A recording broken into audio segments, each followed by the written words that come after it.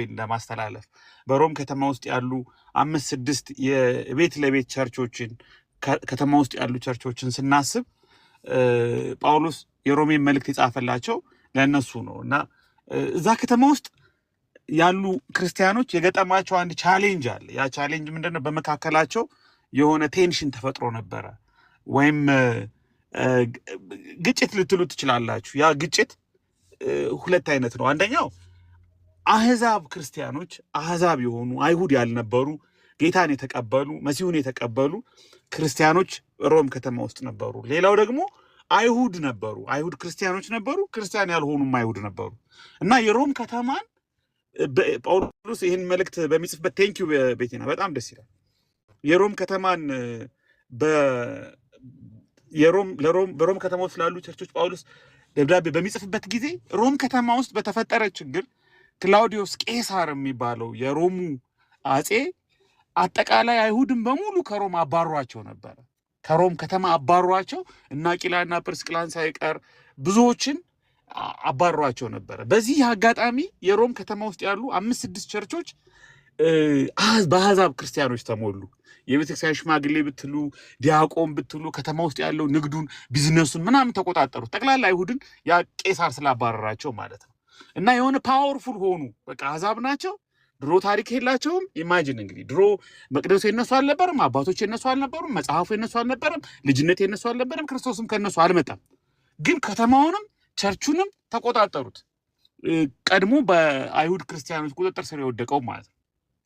ነገር ግን ኔሮ የሚባለው ቄሳር ስልጣን ላይ ሲመጣ ክላውዲዮስ ወርዶ ኔሮ ሲመጣ ያ ትእዛዝም ተረሳ፣ የመባረሩ ጉዳይ ተረሳና እና አቂላና ጵርስቅላ ሳይቀሩ በሙሉ በመላው የሮማን ኢምፓየር ተበትነው የነበሩ ሮም ከተማ አለቀው የነበሩ አይሁዳውያን ተመልሰው መጡ ወደ ሮም ከተማ። ወደ ሮም ከተማ ተመልሰው ሲመጡ ያልጠበቁት ነገር ገጠማቸው። ያልጠበቁት ነገር የሮም ከተማ የሮም ቤተክርስቲያን ሙሉ ለሙሉ በሚባል ደረጃ በአሕዛብ ክርስቲያኖች ቁጥጥር ስር ወድቃለች። አይሁዳውያኑም ክርስቲያኖች ናቸው፣ ጌታን ያውቃሉ፣ ጌታን ተቀብለዋል፣ መሲሁን ያውቃሉ፣ ልክ እንደነ ጳውሎስ።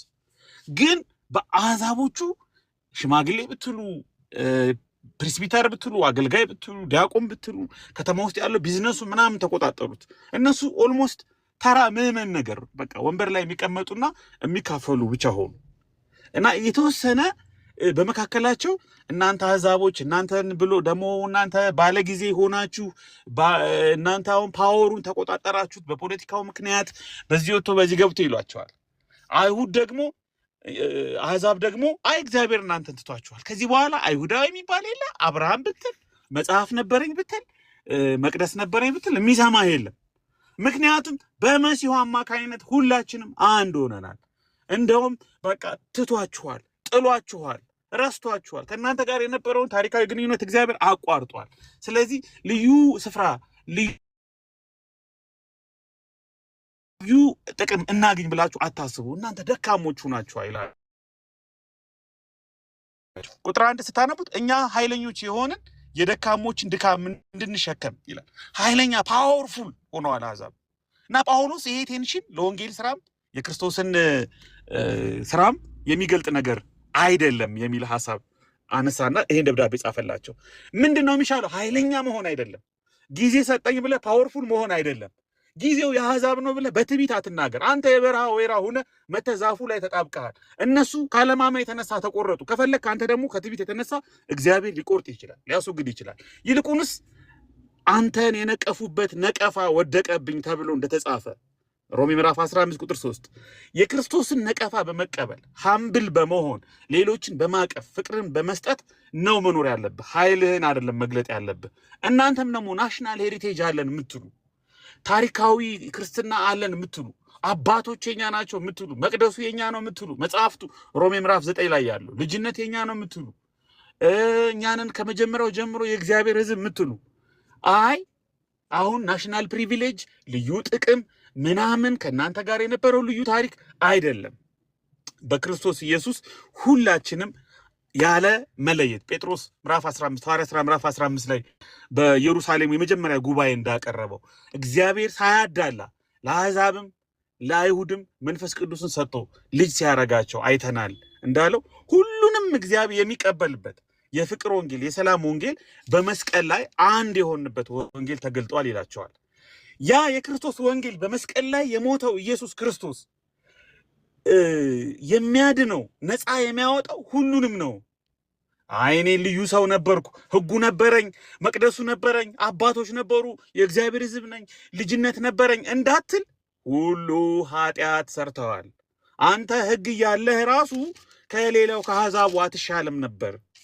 አሕዛብ በህገ ልቦና ምክንያት ከሙሴ ከመምጣቱ በፊት የእግዚአብሔር ህግ በልባቸው ተጽፎም ኃጢአትን ይሰሩ ነበረ። ያለ ህግ ኃጢአት ያደረጉ ሁሉ ያለ ህግ ደግሞ ይጠፉ ነበረ። ህግም ላላቸው ኃጢአትን የሚያደርጉት በህግ ይፈረድባቸው ነበር። ስለዚህ ምንም በእግዚአብሔር ፊት ህግን የሚያደርግ ነው እንጂ የልቦናም ይሁን የተጻፈው የሙሴ ህግም ይሁን ሁለታችሁም ፌል አድርጋችኋል። ሮሜ ምዕራፍ 1 ከቁጥር 18 እስከ ምዕራፍ 3 ቁጥር 20 ይሄን የሚያወራ ዩኒቨርሳል የሆነ በቃ ሰው ሁሉ ያለ መለየት አሕዛብም ይሁን አይሁድም ይሁን በእግዚአብሔር ፊት ፍጹም እንዳልሆነ እንደወደቀ በኃጢአት እንደተጎዳ ይናገር። ግን የእግዚአብሔር መፍትሄ ሮሜ ምዕራፍ 3 ቁጥር 21 የእግዚአብሔር መልስ ለዓለም አቀፋዊ ብልሽት ለሰው ልጆች ሁሉ ውድቀት የእግዚአብሔር መልስ አሁን ግን ሮሜ ምዕራፍ 3 ቁጥር 21 በሕግና በነቢያት የተመሰከረለት የእግዚአብሔር ጽድቅ ያለ ሕግ ተገልጧል።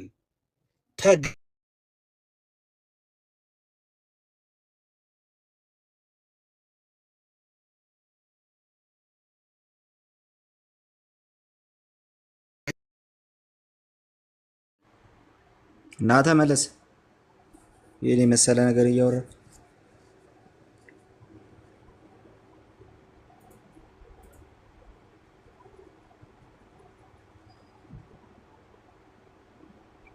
ጋይስ ለኔ ብቻ ነው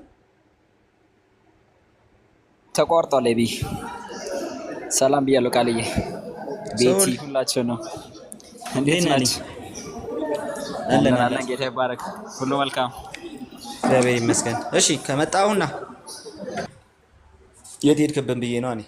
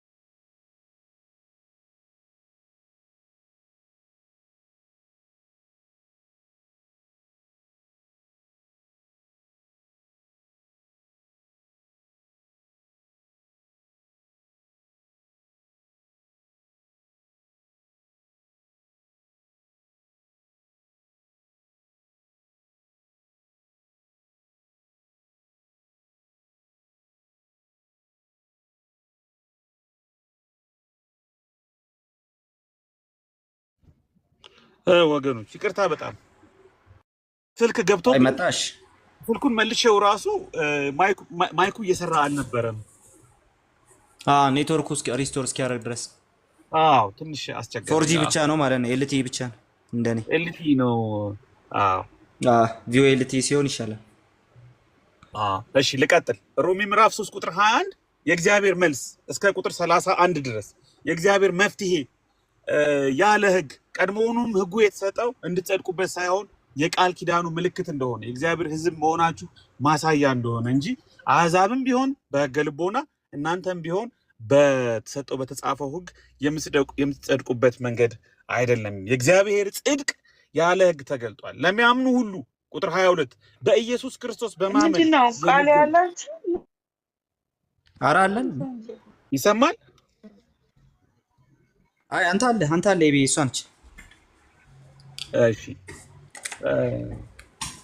እንደዚህ ይላል እና ይሄ የእግዚአብሔር ጽድቅ ወይም ይሄ የክርስቶስ ስራ አሕዛብንም አይሁድንም ሰላም የሚያደርግ አንድ የሚያደርግ በእምነት ከጸደቅን ሮሜ ምዕራፍ 5 ቁጥር 1 በእምነት ከጸደቅን በእግዚአብሔር ዘንድ በጌታችን በኢየሱስ ክርስቶስ ሰላምን እንያዝ ይላል። አሕዛብንም አይሁድንም ሰላም የሚያደርግ ታስታውሱ ከሆነ ኤፌሶን ምዕራፍ 2 ቁጥር 15 ሰላምንም ያደርግ ዘንድ የጥልን ግድግዳ ያፈረሰ በመስቀሉ በሞቱ የገደለ ያፈረሰ ብሎ አንድን አዲስ ሰው ይፈጥር ዘንድ ሰላምንም ያደርግ ዘንድ የሚለው የክርስቶስ የመስቀሉ ስራ ያለ መለየት አሕዛብም አይሁድም የሚድኑበት ሰላምን የሚያደርግበት ስራ ነው ይላል። ይሄ የመስቀል ስራ ከምዕራፍ 5 ጀምሮ እስከ 8 ያለውን ሮሜን ብታነቡት የኃጢአትን ኃይል ከአዳም ጋር በተያያዘ ህግ ደግሞ ከኃጢአት ጋር ፓርትነርሺፕ ወይም ሽርክና ፈጥሮ ህግ በራሱ ኃጢአት አይደለም፣ ህግ በራሱ ክፉ አይደለም። እንደውም ትእዛዚቱ ንጽሕት ናት፣ ህጉ ቅዱስ ነው፣ ትእዛዚቱ ቅድስትና ጻድቅ በጎም ናት ይላል። ህጉ ልትወቅሰው አትችልም። ህጉ ፓወርፉል የሆነው በኃጢአት ምክንያት ነው፣ በአንተ ድካም ምክንያት ነው። ግን ስቲል ህጉ ራሱ የሚሰራው ለአንተ አይደለም። የሚሰራው ከአንተ ድካም የተነሳ ከስጋ ድካም የተነሳ በኃጢአት ቀንበር ውስጥ ከመውደቅ የተነሳ ህግ ይበልጥ ህይወትን ያከብድብሃል፣ ያወሳስብብሃል። ስለዚህ በሌላ ቋንቋ ኃጢአትና ህግ የሆነ ቨርቹዋሊ ፓርትነርሺፕ ፈጥረው አንተን እያወሳሰቡብህ ነው ማለት ነው። አንተ ላይፍህን በእነሱ ፓወር ስር ወድቀሃል ማለት ነው። የሰው ልጅ ሁሉ አሕዛብም ይሁን አይሁድም ይሁን በኃጢአትና በህግ ኃይል ወድቋል። በዚህ ምክንያት ከእግዚአብሔር ፍርድ በታች ሆኗል። አሁን ግን የመስቀሉ ስራ የክርስቶስ ኢየሱስ ሞትና ትንሣኤ ሮሜ ምዕራፍ 6 በጥምቀት የተባበር ነው፣ በጥምቀት የሆን ነው፣ ከኃጢአት ኃይል ከሞት ኃይል ነፃ የወጣንበት የተለወጥንበት ድል ነሺ ህይወት የምንኖርበት የእግዚአብሔር ስራ በመስቀል ላይ ተገልጧል። እንዴት ነው ግን ደግሞ ህግ ከኃጢአት ጋር አብሮ ፓርትነርሺፕ ፈጥሮ እኛን ሲያጠቃ የነበረውን የዳን ነው? በምን መንገድ ነው? ከህግ ኃይል ለኃጢአት ምቹ ሁኔታ ከፈጠረው ኃጢአትን ብርቱ ኃጢአትን ንጉስ ካደረገው ከህግ ኃይል እንዴት ነው ነፃ የሆን ነው? ሚስጥሩ ምንድን ነው? በምን መልኩ ነው ከህግ ኃይል የዳን ነው? እግዚአብሔር እንዴት ነው እኛን ያዳነን? እግዚአብሔር እንዴት ነው ነፃ ያወጣን? በመንፈስ የሚሆን ምዕራፍ 8 ላይ በመንፈስ በመመላለስ የሚገኘውን ፍጹም ነፃ የሆነ ከኃጢአትና ከሞት ህግ ነፃ አርነት ወጥተን የነፃነት የሰላም የድል ህይወት እንድንኖር ከአሸናፊዎች ሁሉ እንድንበልጥ የሚያደርገንን ኃይል ያገኘነው እንዴት ነው? በአንዲት ሴት አማካኝነት በአንዲት ሴት ምሳሌ ይናገራል። ሮሜ ምዕራፍ 7 ቤቲና ምንድን ያደረገች ምንድን የሚባለው ግሪን ስክሪን ነው የሚባለው። አሁን ግሪን ስክሪን ላይ ጣፍቷል እንዴ? አለ ይታየኛል። እሺ ሮሜ ምዕራፍ 7 ወንድሞች ወይ ህግን ለሚያ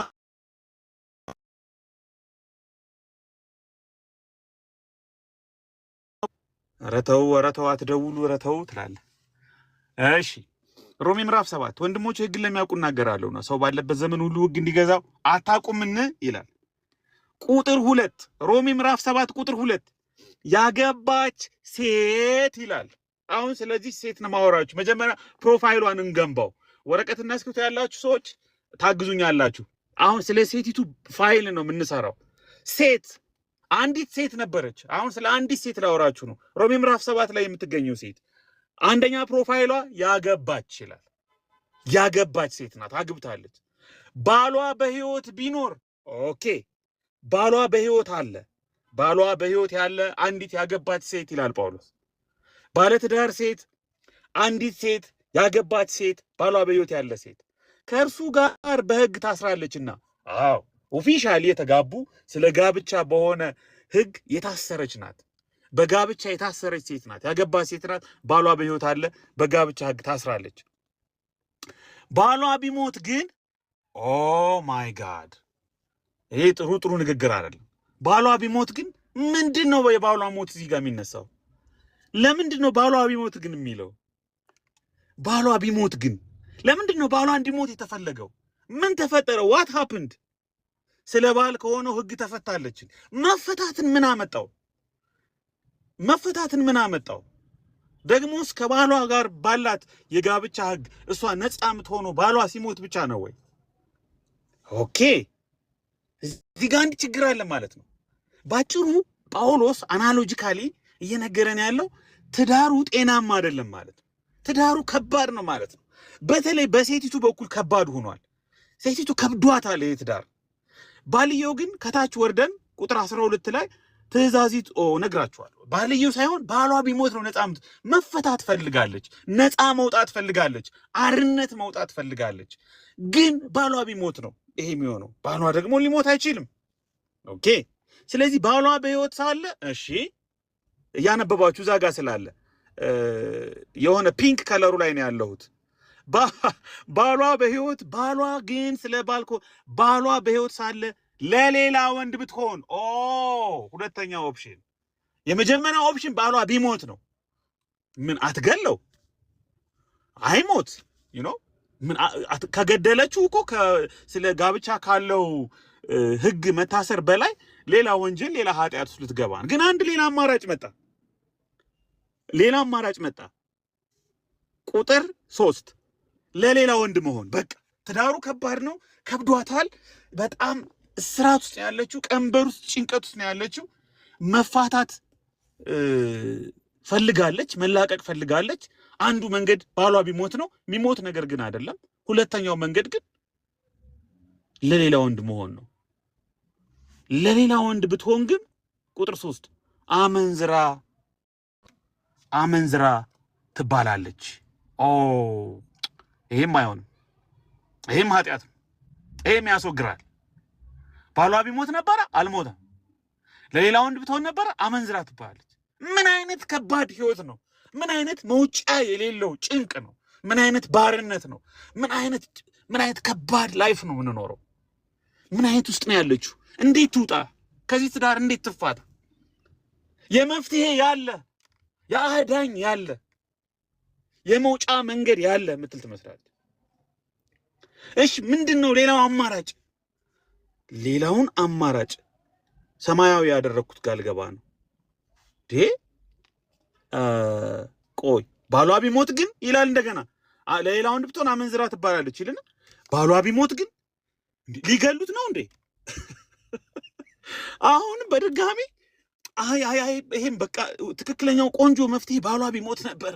ለሌላ ወንድ ብትሆን አመንዝራ ትባላለች። ባሏ ቢሞት ግን ከህጉ አርነት ወጣለች። ቢሞትማ ነፃ ትሆን ነበረ። ባሏ ቢሞት አርነት ትወጣ ነበር።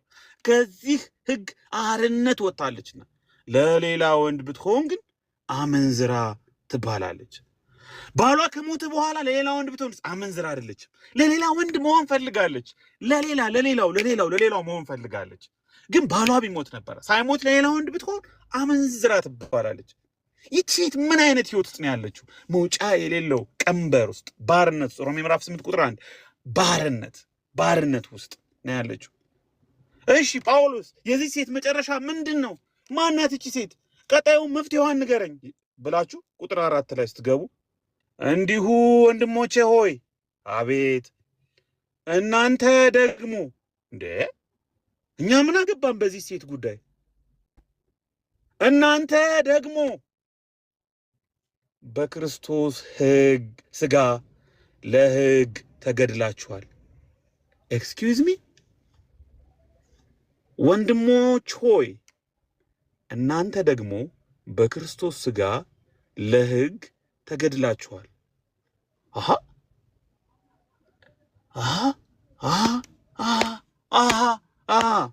ለካ እኛ ነን። ለካ ሴቲቱ እኛ ነን። በሕግ ቀንበር በሕግ ባርነት ውስጥ ያለ ነው። ስለዚህ መድኃኒቱ ባልየው መሞቱ ወይም ለሌላ ወንድ መሆን አይደለም። ታዲያ ምንድነው? እኛ ነን የምንሞተው፣ እሷ ናት የምትሞት። ሶስተኛውና የእግዚአብሔር መድኃኒት የእግዚአብሔር መፍትሄ እኛ ነን የምንሞተው። ባልየው ምንም ችግር የለበትም። ሕጉ ንጹሕ ነው፣ ቅዱስ ነው፣ በጎ ነው። እኛ ነን የምንሞተው። ሮሜ ምዕራፍ 7 ቁጥር 4 ወንድሞች እናንተ ደግሞ በክርስቶስ ሥጋ ለሕግ ተገድላችኋል። ሕጉ ሊሞት አልቻለም። ለሌላ ወንድ መሆን አይቻልም።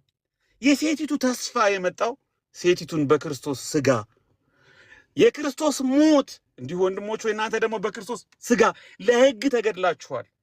ከሕግ ነፃ ለመውጣት ከሕግ ቀንበር ከኃጢአት ጋር ፓርትነርሺፕ ፈጥሮ ባሪያ ላደረገን ከፍርድ በታች ከኩነኔ በታች ላደረገን መውጫ መንገድ እግዚአብሔር የክርስቶስን ሥጋ ከክርስቶስ ስጋ ጋር ሞቱን በሚመስል ሞት እንድንተባበር በመስቀል ላይ እሱ ሲሰቀል እኛ አብረን ከሱ ጋር እንድንሞት በእምነት እንድንሞት በጥምቀት እንድንቀበር እንድንሞት እግዚአብሔር ይህን አስደናቂ ዩኒቨርሳል ሶሉሽን አመጣ። ሴቲቱ በሞት ተገላገለች፣ ከክርስቶስ ጋር ሞተች። ነፃ የወጣንበት መንገድ የዳንበት መንገድ ከክርስቶስ ጋር ከሞቱ ጋር ከትንሣኤው ጋር በእምነት መተባበር በጥምቀት መተባበር። ሃሌሉያ! አይገርምም? ወንድሞቼ እናንተ ደግሞ በክርስቶስ ስጋ ለሕግ ተገላችኋል። እሺ ሞተች። አሁን ባልየው ሕጉ ነው። ሕጉ ደግሞ ቅድስት፣ ጻድቅ፣ በጎ፣ ትእዛዚቱን ፍጹም ናት። ምንም እንከን አይወጣለትም። እሱ አይሞትም፣ ይሞት አይደለም። ኦኬ። ለሌላ ወንድ መሆን አመንዝራ። እግዚአብሔር ግን በክርስቶስ ስጋ ለሕግ ገደለን። ከኃጢአት ጋር ፓርትነርሽፕ ፈጥሮ ባሪያ ለሚያደርገን ግን በኋላ በሕይወት መንፈስ ሕግ አርነት ለምንወጣበት ለዛ የኃጢአትና የሞት ሕግ በክርስቶስ ስጋ እኛን በመግደል ነፃ ወጣን። ግን ሞተን አልቀረንም፣ ይቀጥላል። ለእግዚአብሔር ፍሬ እንድናፈራ ለእግዚአብሔር ፍሬ እንድናፈራ። ቢጫ ነገሩ ላይ ነው ያለሁት መሰለኝ፣ ወይም ብሉ ነገር ላይ ከታያችሁ ብሉ ነገር ላይ ለእግዚአብሔር ፍሬ እንድናፈራ እናንተ ለሌላው ቁጥር 4 ከሙታን ለተነሳው ለእርሱ ትሆኑ ዘንድ። ይቺ ሴት አሁን ሌላ አገባች፣ ሌላ ባል አገኘች፣ አሁን ነፃ ወጣች። ለዛኛው ባሏ ስለሞተች አሁን ለዚህኛው መሆን ትችላለች። እኛን እግዚአብሔር ያዳነበት ሚስጥር፣ የመስቀሉ ሚስጥር፣ የቤዞቱ ሚስጥር፣ አስደናቂው የእግዚአብሔር ማዳን ሚስጥር፣ እኛ ለክርስቶስ የሆንበት ሚስጥር፣ ወደ ክርስቶስ የተሸጋገርንበት ሚስጥር፣ የትንሣኤው ሚስጥር፣ በጥምቀት የመሰከርነው፣ በጥምቀት የተባበርነው፣ በእምነት የተቀላቀልንበት፣ ኢንቱ ክራይስት የገባንበት የመስቀሉ የትንሣኤው አስደናቂ ሥራ፣ እኛ ለክርስቶስ የሆንበት በደሙ የተገዛንበት መንገድ። በስጋ ሳለን ቁጥር 5 ቢጫው ላይ ነው ያለው። በስጋ ሳለን በሕግ የሚሆን የኃጢአት መሻት ለሞት ፍሬ ሊያፈራ በብልቶቻችን ይሰራ ነበር። ፓርትነርሺፑ ሕግና ኃጢአት ፒኤልሲ ፈጥረው ድርጅት ከፍተው የሰው ልጆችን ሁሉ በውስጣችን የሞት ፍሬ እንድናፈራ በብልቶቻችን መሻትን እየሰሩ ይሄንን ረቂቅ የሆነ የሰውን ብልሽት ውስጣዊ ብልሽት ያመነጩትን ኃይላት ይናገራል። ኃጢአት እንደ ኃይል፣ ሕግ እንደ ኃይል። አሁን ግን ቁጥር 6 እዛ ቢጫው ላይ የምታየው አሁን ግን ለእርሱ ለታሰርንበት ስለሞትን፣ ከላይ ታስራለች የተባለ አሁን ለታሰርንበት ሞተናል፣ ተሰነባብተናል። ቻው ኮንቨርዥን። ሮሜ ምዕራፍ 6 ላይ ነገርኳችሁ። ኮንቨርትድ ለሌላው መሆን መሻገር። አሁን ግን ለእርሱ ለታሰርንበት ስለሞትን ከሕግ ተፈትተናል። ስለዚህ በአዲስ መንፈስ ኑሮ እንገዛለን እንጂ